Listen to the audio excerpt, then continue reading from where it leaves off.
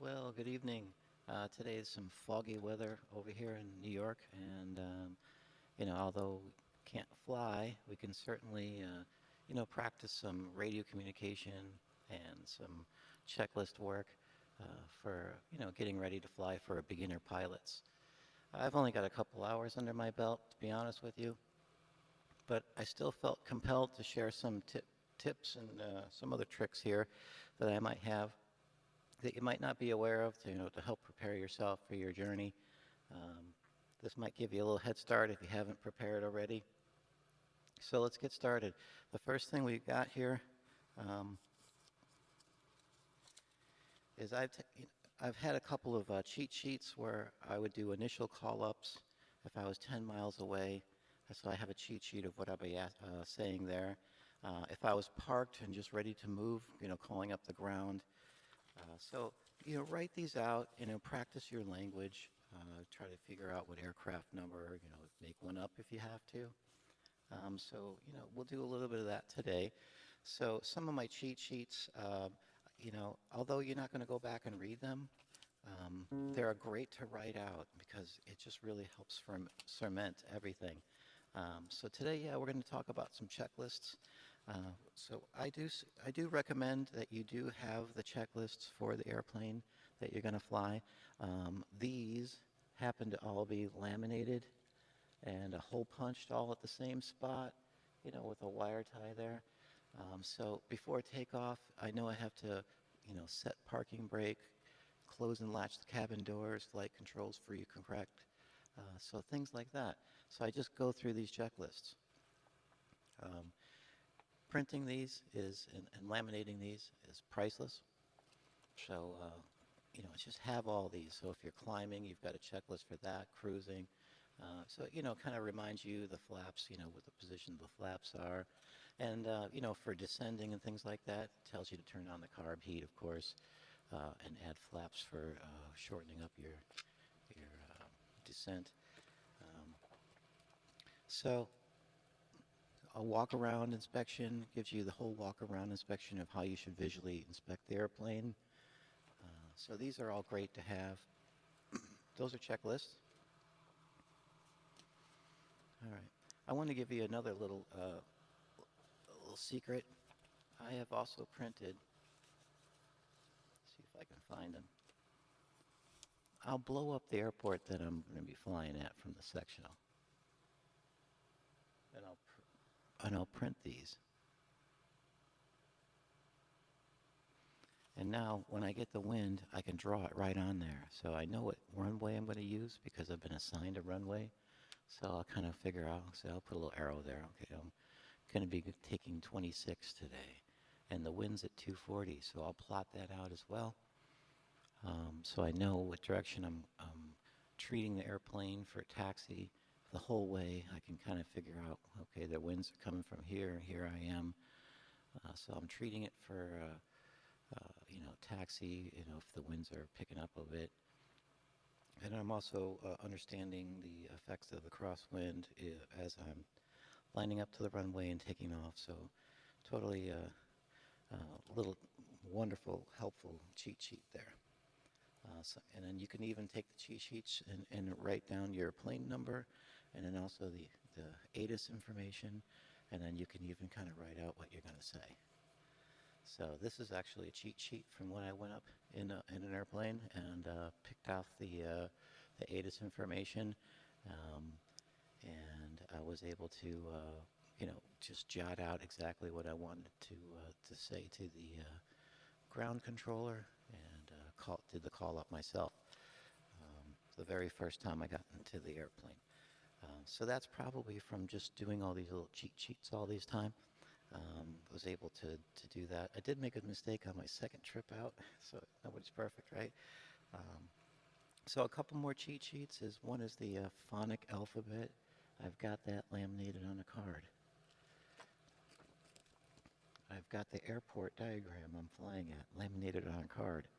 I can even have like a dry erase pen. I could be drawing the path so I can easily know, okay, it's taxiway Foxtrot and Alpha there. Oh, I'd have to cross 35. Gonna have to keep taxiing down Alpha. Oh, there's 26 holding there. So, okay, so I'll run up over here, and then I'll come out and hold there, and then call up to the tower and tell them I'm holding. So that's a little cheat sheet for the airport. And then I also have a laminated card with all the airport information. So here are the frequencies. So for Danbury ground, I know to tune to 1 to whatever. And for the tower, I know to tune to 19 whatever. So that's how I pull that off. I've got this card that tells me everything about the airport, the elevation. So when I'm doing the altimeter and I see the information, the weather that they've given me has a certain altimeter reading, and I set that on the altimeter. I'm also verifying that the altitude shows correctly as like 457 feet, you know, whatever, or close. It has to be within a certain amount of feet for you to actually be able to trust it. So now we've taken a look at some of the checklists and some of the cheat sheets that I've got, these wind charts and things like that. So I'll show you that wind plot.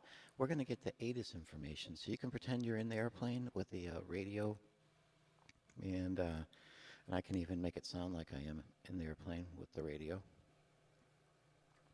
If I just pick the correct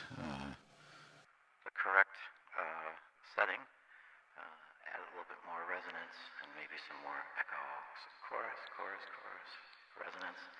There you go. So that kind of sounds a little bit more like I've got an aircraft radio, so we'll continue on. We'll venture and forge on from here like this, just for laughs, okay? Because we're supposed to have fun with this after all. So now we're going to pull up the ATIS. We're going to pretend we're listening to the radio. We've got the radio tuned to it. But in actuality, we're just going to go ahead and listen to it in a browser.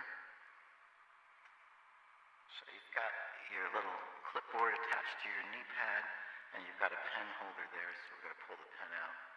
And we've got a blank piece of paper ready to go. We fly with that, and we fly with the pen that works. So we can go ahead and push play. This is going to be really hard to hear, okay? X-ray time 18530, Zulu 122015, gust 22, visibility 8, ceiling broken 1200, overcast at 1800. Temperature 172.12, altimeter 29902. Runway 26 in use, arriving aircraft can expect the localizer runway 8 approach. 5G NOTAMs in effect, standard. For further information, contact flight service. Runway tower, 0.7 knots, miles east, approach on runway 26 at 520 feet MSL. Advise on initial contact, you have ATIS information X-ray.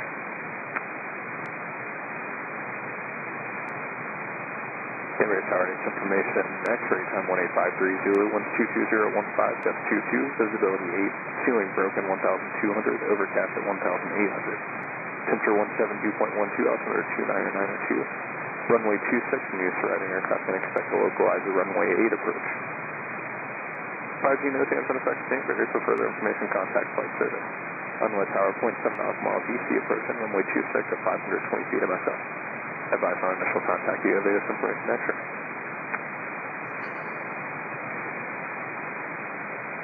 Canberra Tower, ATIS information X-ray time 1853, Zulu 122015, gust 22, visibility 8, ceiling broken 1200, overcast at 1800. Temperature 172.12, altimeter 29902. Okay, then you switch off your weather radio. I listened to it 3 times because I had a really hard time with it, catching all that weather.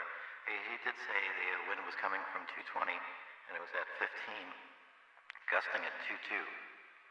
So that's a little stronger gust than you probably want, and with the blowing rain and the mist. And so Asian runway 26 was in use, so you could take a look at your runway diagram and say, okay, so if I'm going to be here, and my runway diagram, and you can spin it around all kinds of different ways. Okay, so if I'm here, I'm probably going to get this taxiway, and this one I can expect it. Get permission to cross this, or maybe not get permission and have to ask later. I'm going to go over here, I'm going to run up over here, and then I'm going to come back out, hold short right here. It's not showing me the hold short, I just have to imagine the hold short for 26, and then expect where I would be holding short and calling up for further clearance. So I've got the runway taxi diagram in sight. I've got the ATIS information, okay? He told me it was information X-ray. So if I wanted now to call up, I could, but I still wanted to go back to my wind diagram, okay? I wanted to take a look at the wind diagram. He said runway 26 was in use, and then the wind was coming at 22. So I'll go ahead and write right on my runway diagram the wind direction of 22. 220-degree winds, and we know that's 15 with a gust of 22 knot. Okay, so we could wind plot that, get a wind correction angle and all that fun stuff, but you're looking at about, that's a good 6 degrees, you know, for the 15 knots of wind. That's a good amount of wind, and the difference between runway 26 and 220 wind is 40 degrees, so 40 degree with 15 knot wind, that produces a substantial crosswind component, so you have to have a wind correction angle for that. So that means the plane's going to skip sideways upon liftoff as well, and kind of point it towards the wind and use a little rudder to keep yourself going which way you want to go. So the ground control call up, okay, so we can have some fun with that. We still haven't started the engine yet, correct? So we're just sitting here, and we've got all this information, and we're ready to go. All right, and then we're gonna start our engine first, and get some oil pressure going, and get warmed up, and all that fun stuff. And so how do you simulate that? Well, we can use a heavy amount of distortion, and we can make the hum of the motor with our mouth. We can loop that, so it'll just play back, and then we can kind of have that sound in the background as we continue on for this video. So let's get started with that. So we're going to switch this up to a distortion that would really sound like that. Check. Okay.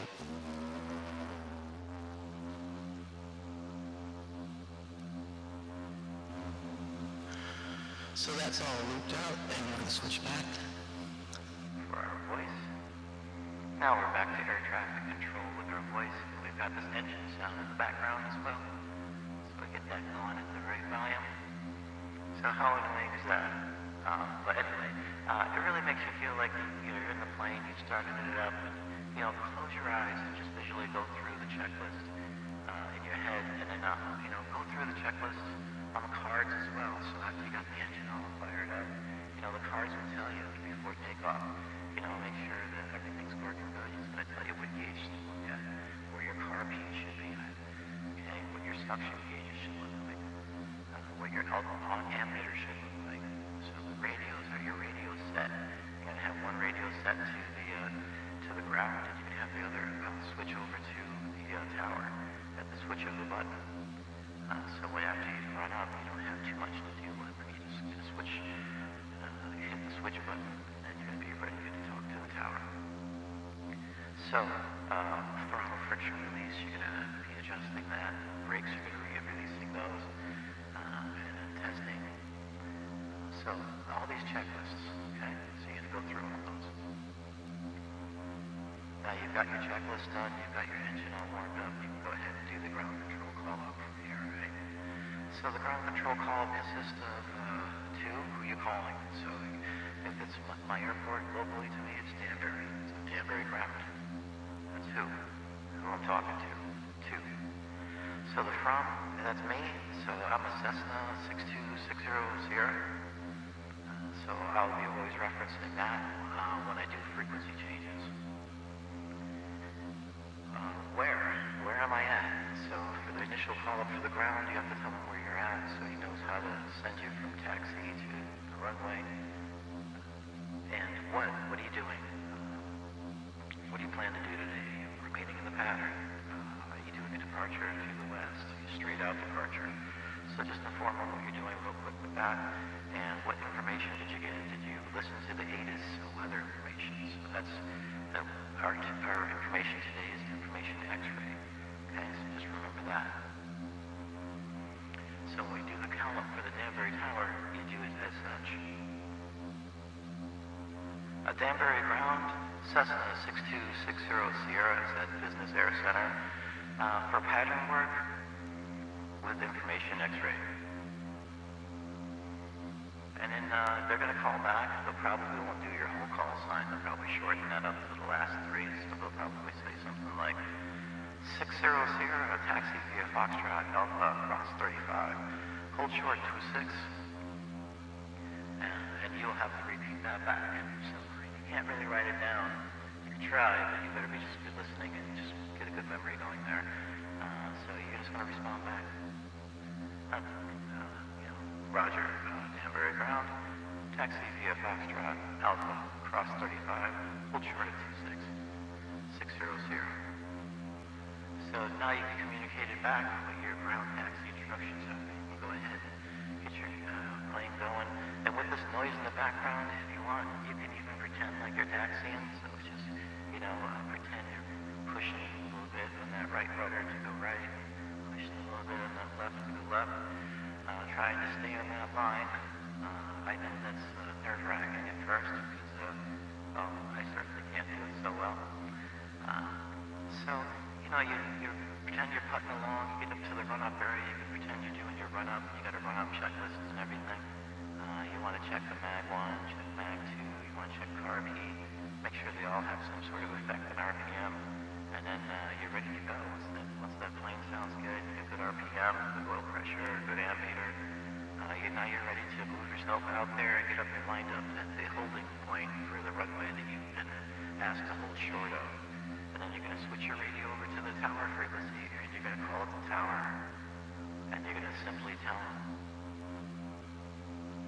Danbury Tower, Cessna 6260 Sierra, holding short of 26. And that's all you have to say. You've already told the ground which direction you're going to be doing and what you're going to be doing. And so the tower might elect to tell you now what his reporting instructions are for his patterns. He might say, okay, 60 Sierra, clear for takeoff on runway 26, report midfield. And then and then he might give you some extra wind instructions as well. He might say, winds to 240 at 12, gusting 22. If he thinks that's a problem, he's probably going to give you the wind as well. So after you've got that clearance from him, you're going to repeat that back. So you're going to have to say, Danbury Tower, 60 Sierra, cleared for 26, 60 Sierra. So you just have to tell them what runway you were cleared for, that you acknowledge you were cleared to take off on that runway. So you're going to pull out from your starter holding point, get yourself lined up on that runway, quickly spool up that engine, affirm that there's engine power, oil pressure, ammeter still looks good, everything still looks good, you're under full power, you're controlling it, and you're going to be lifting off pretty shortly. You're going to get some rotation, get that front wheel off, and it's all good from there. So now you've got the plane up in the air, and you've gone straight out from the runway. You've done a wind correction angle, so you're not getting blown around. You're not going on a crazy direction. You're going straight out. And you're climbing to 1,700 feet, which is the pattern altitude for Danbury Airport. That was on your cheat sheet card, pattern altitude. Of course, it has to say 1699.7. It just can't say 1,700. Everything about aviation has to be more difficult. So you're flying around, you got to 1,700 feet, you're going to turn on your left crosswind. Nobody asked you to tell anybody when you're turning on your left crosswind, so you go ahead and make your left crosswind. Then you take another left turn to get up and downwind. And as you come across midfield, that's when he told you he wanted you to call him up. So you're going to go call up the tower then. So you call up the tower, hey, what are you doing now? Are you going to be doing touch and go? Remaining in the pattern. So that's called for the option. So if you're going to do touch and go, you're clear for the option. You can either land if you want, or you can just do touch and go if you like. So when you get up to midfield, you want to tell them that you're looking for the option. Okay, so when you call up midfield, you can shorten up to 60 since he's just given you clearance to take off in his pattern. So you can just call him up when you're midfield. Danbury Tower, 60 Sierra is midfield for 26 for the option. So now he knows who you are, where you are and what you're requesting, and he'll acknowledge it. He'll either tell you, go ahead and clear for a landing already, or he might say, something about call me downwind or call me at base. So, listen out for that and acknowledge those instructions after he gives them to you. So he might say something like, 60 Sierra, extend out, I will call your base. And yours, Mama, you will call the base, 60 Sierra, extend it. So then you extend your base out because he's trying to get someone else to land in front of you. And they're probably coming straight in.